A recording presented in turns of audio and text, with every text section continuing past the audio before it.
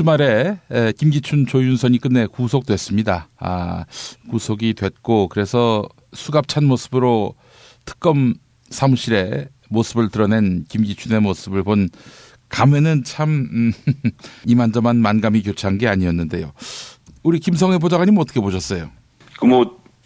이럴 때 유식하게 사필기적이다 이런 사자성어 쓰는 거가 아니겠나 싶고요. 예. 닥칠 일이 닥쳤다라는 생각이 듭니다. 이게 사실 김기춘 전 비서실장을 잡으려고 뭘 잡아야 되나라고 찾다가 지금 이제 블랙리스트가 터진 거잖아요. 예. 그리고 국회에서는 우리 도종환 의원께서 집요하게 리스트 추적을 하고 계속 사실관계를 파헤쳐서 부역하는 문체부 공무원들이 결국은 이제 못 견디고 검찰에 가서 진술을 하는 상황을 만들어낸 거라고 봐야 됩니다. 예. 그래서 이 점에 대해서는 우리 더불어민주당 도종환 의원께 정말 그 찬탄의 박수를 보내드리고 싶고요. 예. 그러고 나서 이제 계속되는 내부 고발이 이어지고 있는 거 아닙니까? 예. 이번엔 좀 빠져나가기 어렵겠다 생각을 하고 있고 차관을 또 최근에 임명을 했는데 예. 장관이 되면서 근데 그 차관도 송수근 대행도 지금 자격 논란이 벌어지고 있는데 예. 이분도 내부에서 지금 얘기하고 있다는 거예요. 이분이 사실은 리스트를 총괄했던 사람이다라는 진술들이 문체부 내부에서 나오고 있다는 건데 이 사람이 지금 조윤선 장관이 그만두면 권한대행을 한다. 이 문제는 좀 지금으로서는 제가 완전히 혐의점이 발견된 게 아니라서 말씀을 길게 못 드리겠습니다만 문체부 내에서 이분이 리스트를 총괄했다라는 의혹이 나오는 만큼 조윤선 장관이 왜 송수근 차관을 임명했겠나 이것도 생각해보면 제가 지난번에 말씀드린 대로 박근혜가 왜 조윤선을 장관으로 임명했겠나랑 같은 맥락이라고 봐야 되는 거거든요. 이제 추수할 때가 왔으니까 열매를 그렇죠. 거두기 위해서. 그러니까 이 블랙리스트 문제가 돼서 송수근 전 기조실장이 차관으로 올라왔다는 건 예. 거꾸로 얘기하면 조윤선이 뭔가 송수근 차관에게 시키고 싶은 게 있지 않았을까라는 의혹을 가져볼 수 있다고 보고요. 예. 그렇다고 본다면 특검은 빨리 지금 이 문체부에서 과연 뭐라고 진술을 했었는지 문체부 직원들이 송수근 차관 관련된 내용들을 확인을 해서 이 문제를 좀 매듭을 지어줘야 될 것 같습니다. 만에 하나 이런 상태에서 송수근 차관마저도 블랙리스트의 작성을 주도한 혐의가 발견돼서 기소되거나 구속되면 문체부는 정말 돌이킬 수 없는 타격을 입는다고 보거든요. 예. 네, 그래서 전 이 점에 대해서는 특검이 좀 빠른 수사를 통해서 이와 관련된 의혹을 밝혀서 이 송수근 차관이 억울한 일을 당한 건지 아니면 정말 혐의가 있는 건지를 좀 조속한 시일 내에 밝혀줬으면 하는 바람입니다. 이미 한겨레 보도를 통해서 이 사람도 블랙리스트 작성 그리고 실행에 깊숙이 개입한 실무 총책이다 이런 식으로 보도를 했었는데 이런 사람이 기조실장이라는 자리가요. 예. 이 장관을 도와서 문화부 전체를 총괄하는 자리이기 때문에 문체부에서 블랙리스트를 만들었다고 하면 기조실장이 모르는 건 거의 불가능하죠, 사실. 예.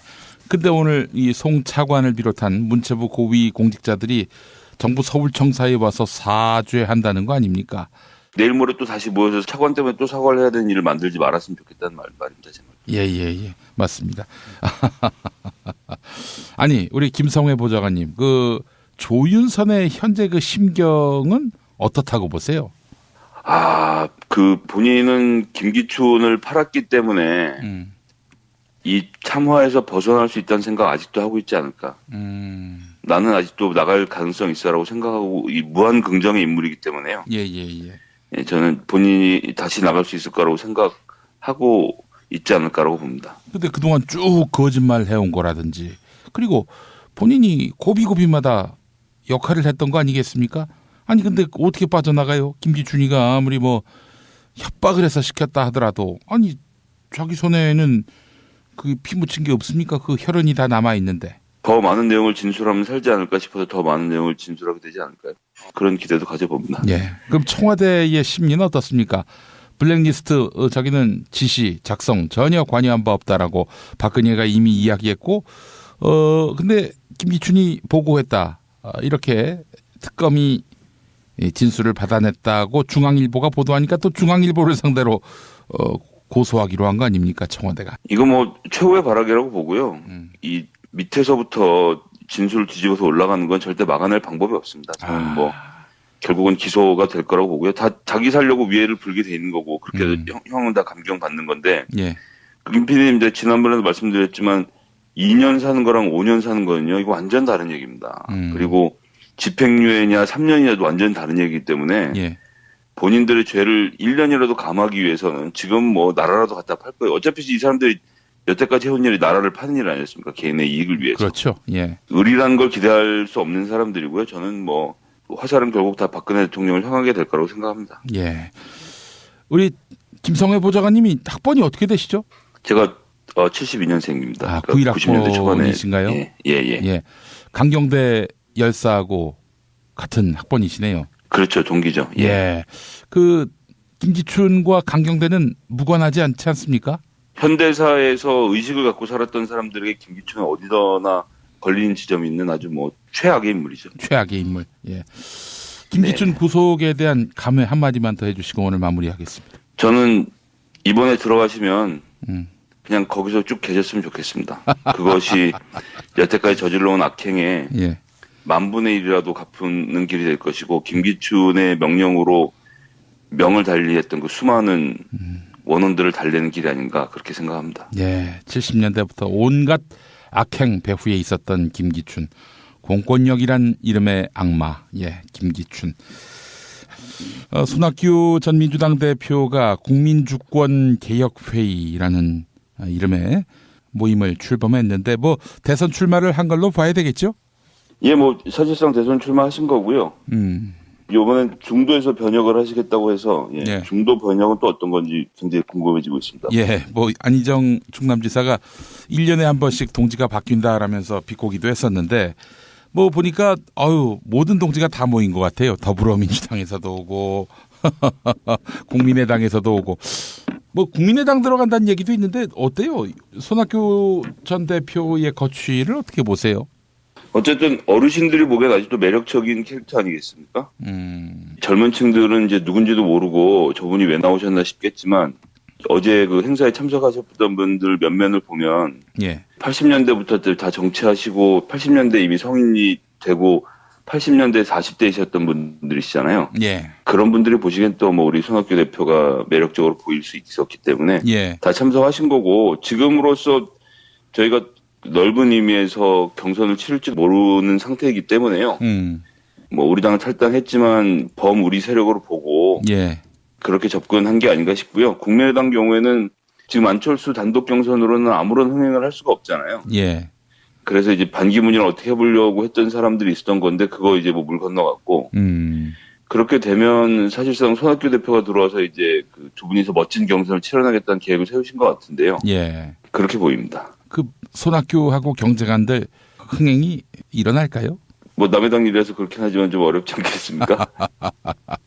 그러니까 이제 뭐 말하자면은 손학규나 안철수나 정치 공학을 동원하지 않고서는 집권할 길은 없잖아요, 사실은. 그러니까 나와서 이제 어제 손학규 대표도 새누리당의 잔존 세력과 민주당의 패권 세력과는 같이 할 수 없다라는 말씀을 하시잖아요. 예. 근데 두 당 다 본인이 몸을 담았던 당인데 그 두 개를 다 못하겠으니까 나와서 하시는 거겠구나 싶기도 하네요. 예.